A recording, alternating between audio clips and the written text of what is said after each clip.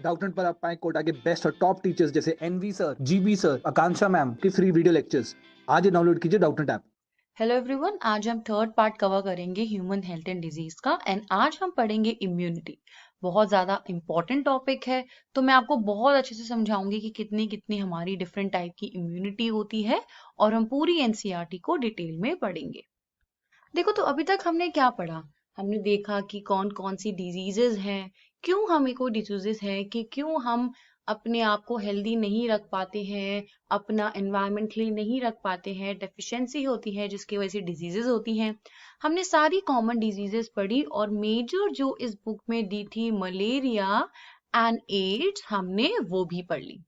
हमने एड्स में ये भी देखा था कि इस पर्टिकुलर डिजीज में सीधी सीधी हमारी इम्यूनिटी टारगेट होती है। तो बेसिकली ये इम्यूनिटी का मतलब क्या है?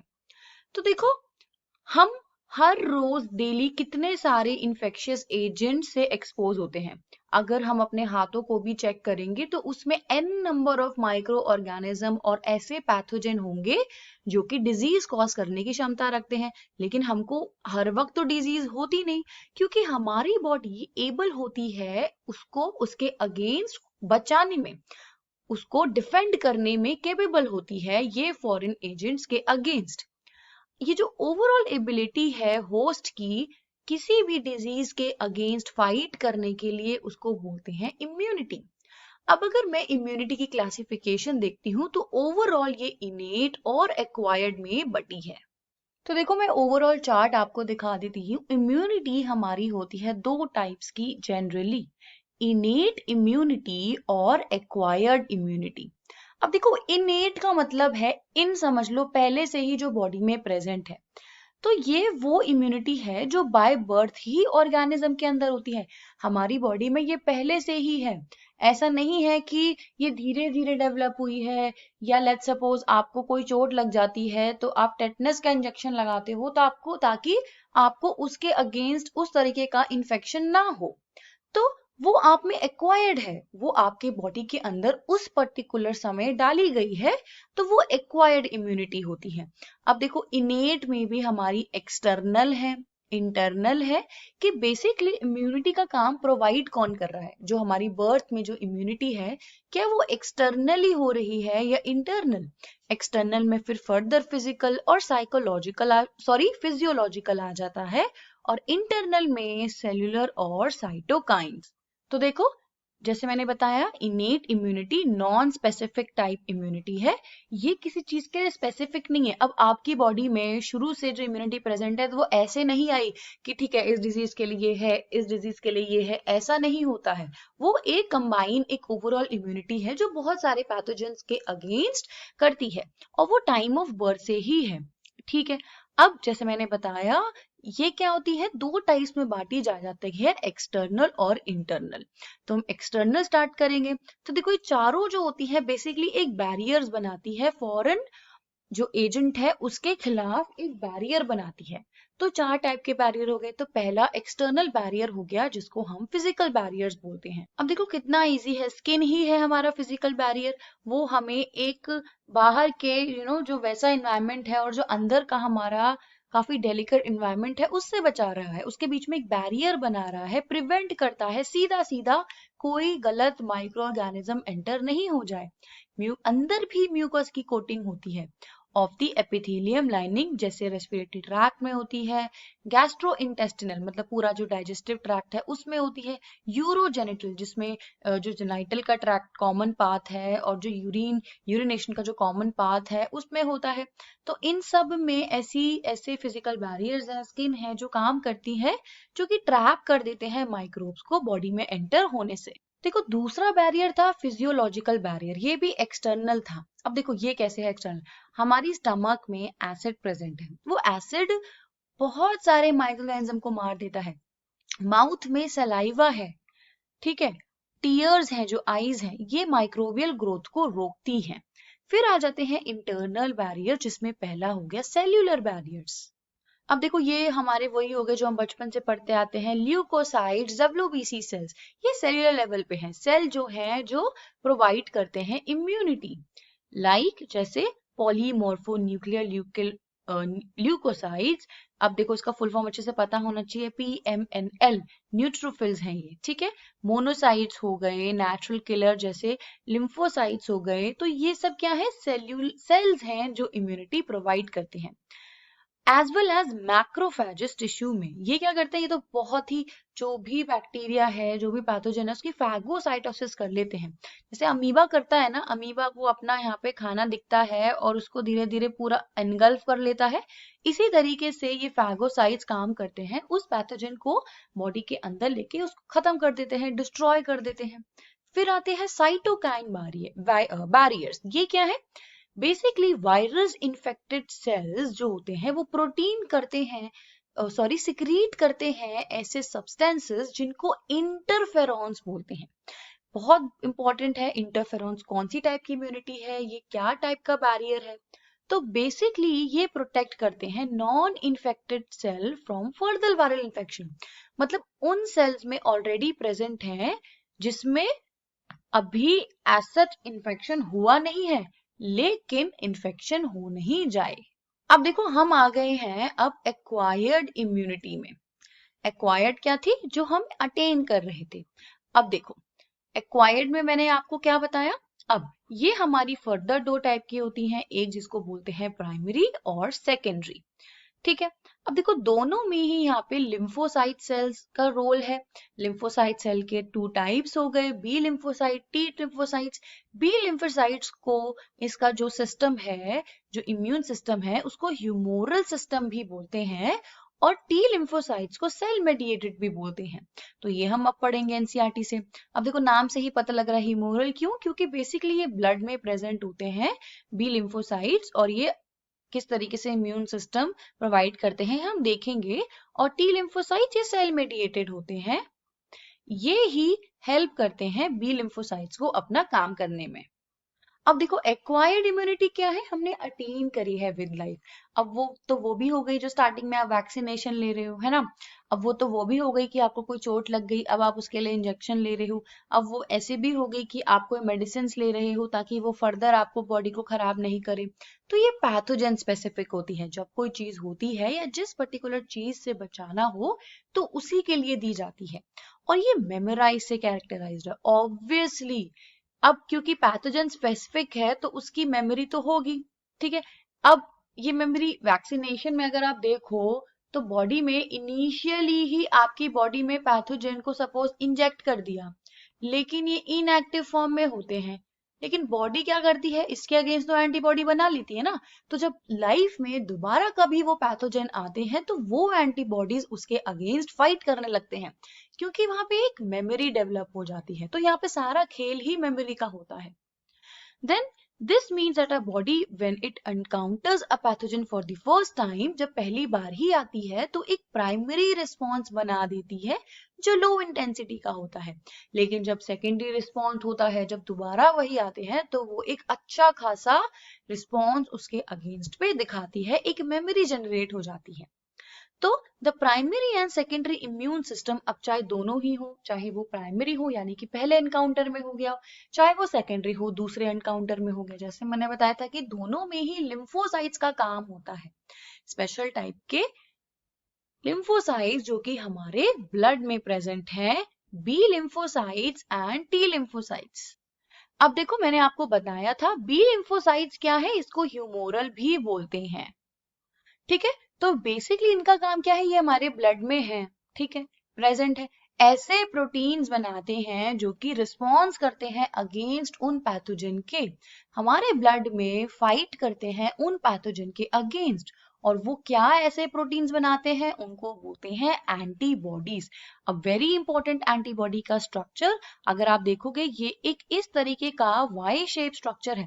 अब ये एक आपको सिंगल वाई दिख रहा है और एक यहाँ पे इस तरह की लाइन भी दिख रही है। तो यहाँ पे दो चेन्स होती हैं, एक शॉर्ट जिसको लाइट चेन बोल दिया और एक बड़ी जिसको हेवी चेन्स बोलते हैं। आपस में अगर आप देखोगे तो इसमें डाई सल्फाइड की लिंकेजेस होती है। अब देखो वेराज टी सेल्स क्या होते हैं, ये एज सच कोई प्रोटीन्स का काम नहीं करते, लेकिन ये हेल्प करते हैं बी लिम्फोसाइट्स को बनाने में। अब ये देखो मैंने आपको बताया था एड्स, एड्स का पैथोजन जो है अल्टीमेटली जो उसका वायरस है वो क्या करता है, टी लिम्फोसाइट्स को अटैक करने लगता है, टी लिम्फोसाइट्स को कम कर रहा है। तो क्यों हमारी बॉडी की इम्यूनिटी कम हो रही होती है, क्योंकि यही T lymphocytes further B lymphocytes को हेल्प नहीं कर पाते एंटीबॉडीज की उसकी प्रोडक्शन में, जिसकी वजह से इम्यूनिटी धीरे धीरे खराब होने लगती है। अब देखो each antibody molecule has 4 peptide chains, अभी हमने देख लिया। तो 1 2 3 4, ये 4 हमारी इसकी पेप्टाइड चेन जो कि प्रोटीन्स हैं, पेप्टाइड चेन हो गई। 2 छोटी लाइट और 2 हैवी बड़ी, इसलिए इसको H2L2 भी बोलते हैं, यानी कि 2 हैवी 2 लाइट। अब बॉडी में एंटीबॉडी डिफरेंट डिफरेंट टाइप के होते हैं, जैसे IgA, IgM, IgE और IgG।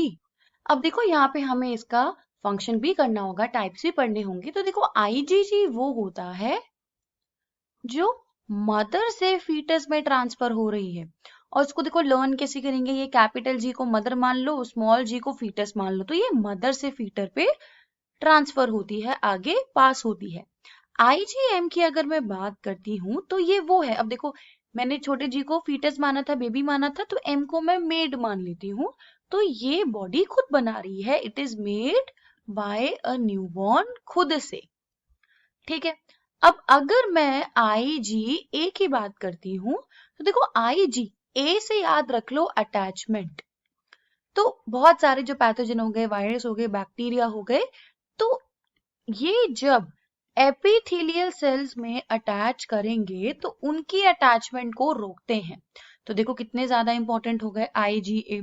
उसके बाद कौन से बच गए हमारे, IgE हो गया।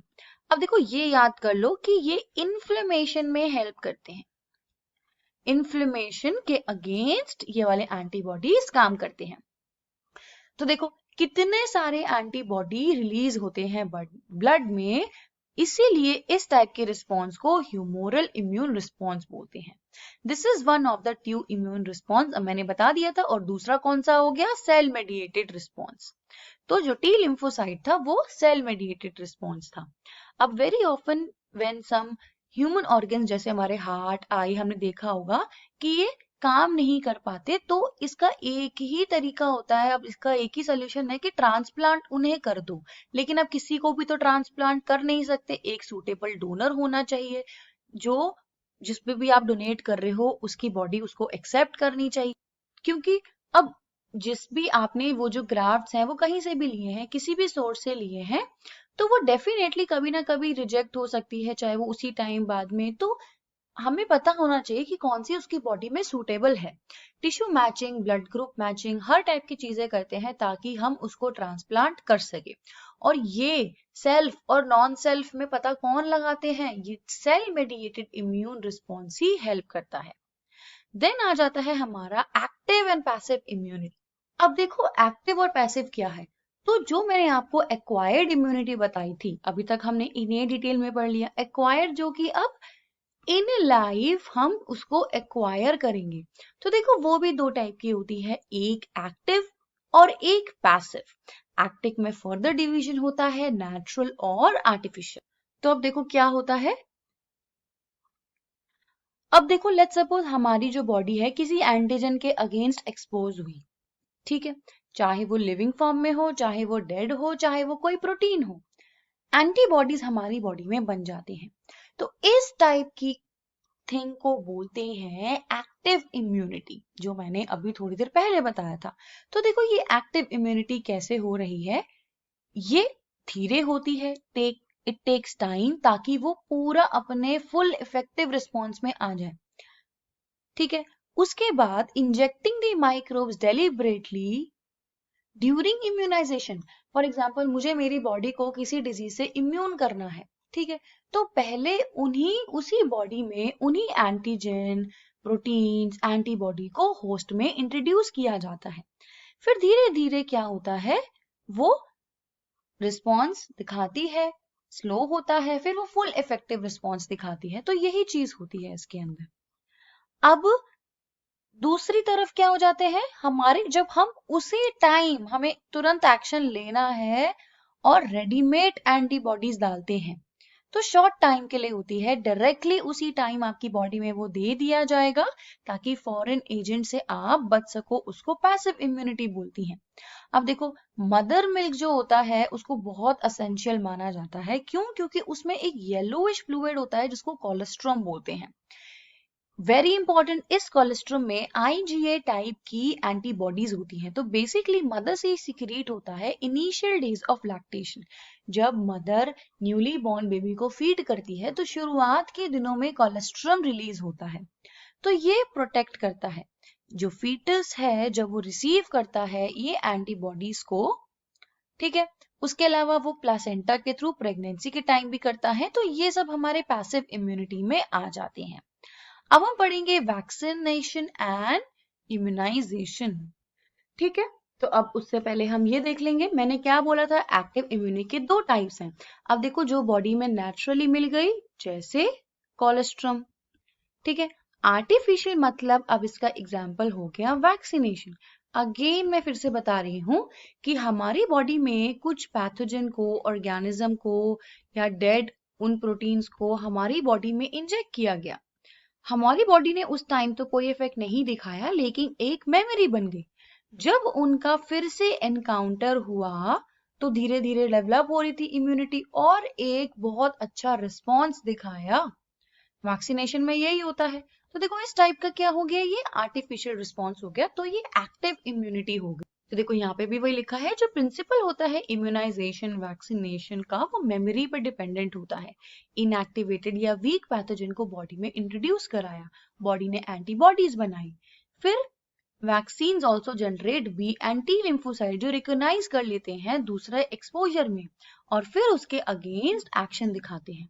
लेकिन दूसरी तरफ हमारी आ जाती है पैसिव इम्यूनिटी। अब मुझे क्विक रिस्पॉन्स चाहिए, तो इसमें भी नेचुरल और आर्टिफिशियल हो गया। अब देखो ये कैसे हो गया। फॉर एग्जाम्पल, एक स्नेक ने काट दिया, वेनम आ गया, या आप टेटनस का इंजेक्शन लगाते हो, तो उसमें आपको इमीडिएट एक्शन चाहिए होता है। तो उस टाइप की इम्यूनाइजेशन को पैसिव इम्यूनाइजेशन बोलते हैं।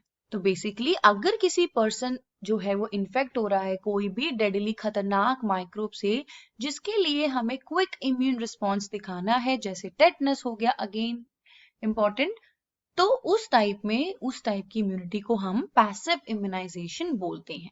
Now DNA recombinant technology help करती है बहुत सारी बनाने में, चीजें ऐसे पॉलीपेप्टाइड्स बनाने में, वैक्सीन प्रोड्यूस होते हैं लार्ज स्केल्स में। अब एक याद रखना, hence greater availability for immunisation. Example, hepatitis B produced from yeast. तो बेसिकली क्या है, हेल्प किया जाता है इन्हीं ऑर्गेनिज्म से डीएनए रिकॉम्बिनेंट टेक्नोलॉजी के थ्रू, बैक्टीरिया, यीस्ट, इन्हीं के थ्रू हेल्प से बनाई जाती है वैक्सीन। जैसे ये हमारा एग्जाम्पल हो गया, हेपेटाइटिस बी के लिए कहाँ से प्रोड्यूस किया जाता है, यीस्ट से। देन हम जाते हैं नेक्स्ट पार्ट में, विच इज एलर्जीज। हमने देखा होगा हमारी बॉडी में, कभी आप किसी जगह जाओ, हमें बहुत ज्यादा छींकें आने लगती हैं। किसी किसी को कोई डस्ट से एलर्जी होती है, किसी किसी को किसी स्मेल से, पेन की स्मेल से, थिनर से, किसी चीज से एलर्जी होती है। हम स्नीज करना स्टार्ट कर लेते हैं, वीजिंग, हमें कोई रीजन नहीं पता एग्जैक्टली ऐसा क्यों हो रहा है। तो बेसिकली क्या होता है, ये कोई पॉलन से हो सकती है, माइट्स हो सकती है, अलग अलग जगह में जो अलग अलग जगह प्रेजेंट है। तो ये जो एग्जैजरेटेड रिस्पॉन्स होता है, जो हमारी इम्यूनिटी दिखाती है, एकदम से कोई एंटीजन बॉडी में, कोई भी चीज इंट्रोड्यूस हो रही है, प्रोटीन्स ही तो है, वो एंटीजन ही तो है, तो उनके अगेंस्ट जो भी चीजें आती हैं उसको एलर्जी बोलते हैं। और जिनकी वजह से ये इम्यून रिस्पॉन्स दिखता है उनको एलर्जेंस बोलते हैं। और ये कौन से हैं, याद रखना, मैंने बताया था आईजीई इन्फ्लेमेशन से होता है। तो ऐसे याद रख लो कि आपको एलर्जी हो गई, आपके बॉडी में छोटे छोटे बम्स आ गए, इन्फ्लेमेशन से आ गए, तो इस पिक्चर को आप याद रखोगे तो आपको हमेशा याद रहेगा कि आईजीई टाइप की हमारी एलर्जी में होते हैं, ठीक है। नाउ कॉमन एग्जांपल कैसे हो गए, डस्ट हो गया, पॉलन हो गया, एनिमल डैंडर हो गया। अब इसमें स्नीजिंग हो सकती है, watery eyes, running nose, breathing में डिफिकल्टी होने लगती है। ऐसा क्यों, क्योंकि बॉडी में हिस्टामाइन, सेरोटोनिन जैसे केमिकल रिलीज होने लग जाते हैं मास्ट सेल में से।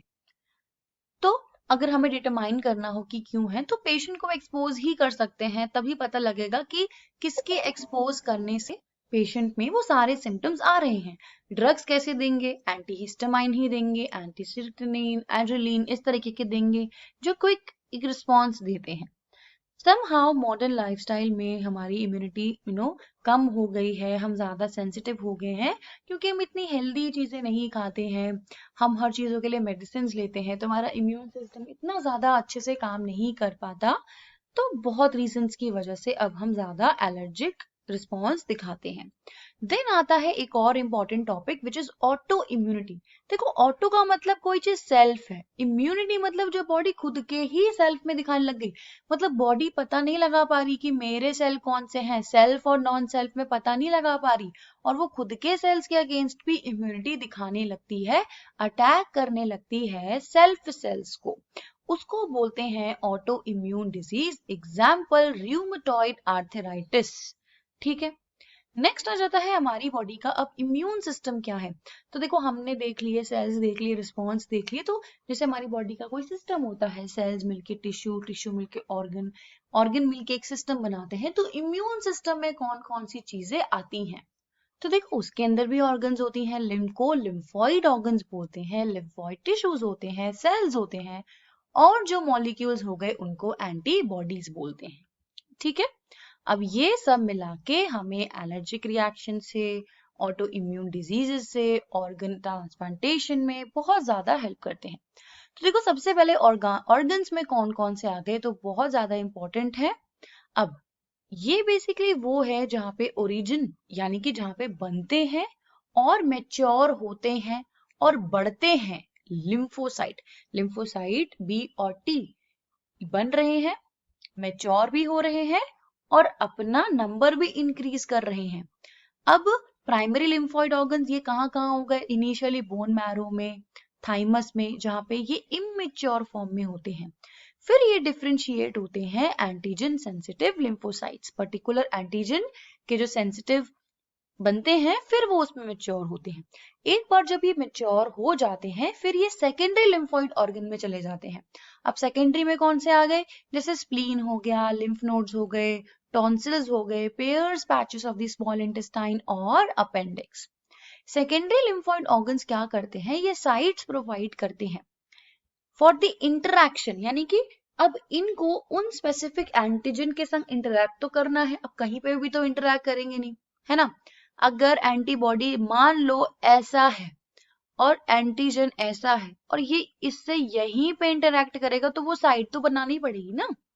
तो वही यहाँ पे चीज है, प्रोवाइड करता है वो साइट्स जहाँ पे इंटरैक्शन होगी।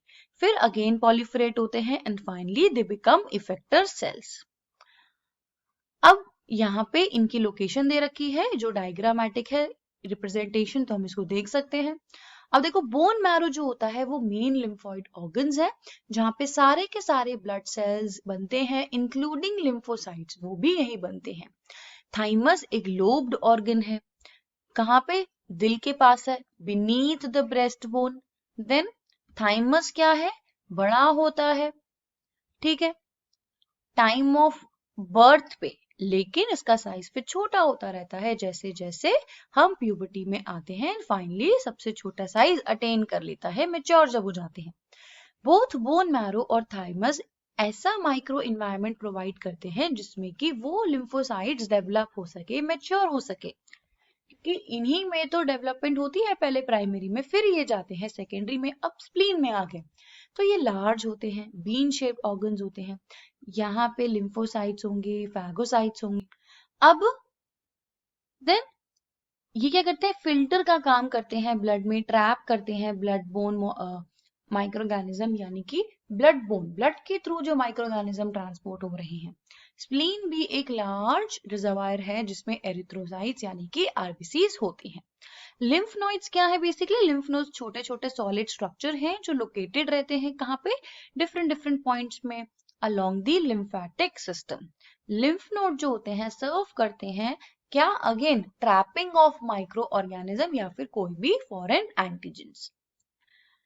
Then antigen trapped in lymph nodes, और यही जो ट्रैप्ड हो गए हैं ये रिस्पॉन्सिबल होते हैं फिर उन लिम्फोसाइट्स को एक्टिवेट करने में। मतलब पहले एंटीजन ट्रैप हो गए, अब वो स्पेसिफिक जो लिम्फोसाइट्स होंगे वो उनके खिलाफ एक्टिव हो जाते हैं और इम्यून रिस्पॉन्स देते हैं। Then there is a lymphoid tissue also located कहाँ पे? रेस्पिरेटरी ट्रैक्ट्स में, डाइजेस्टिव ट्रैक्ट्स में, और उसको बोलते हैं mucosa associated lymphoid tissue which is MALT. 50% of the lymphoid tissue यही होता है। Again very important. तो ये था हमारा इम्यूनिटी। अब हम पढ़ेंगे कैंसर।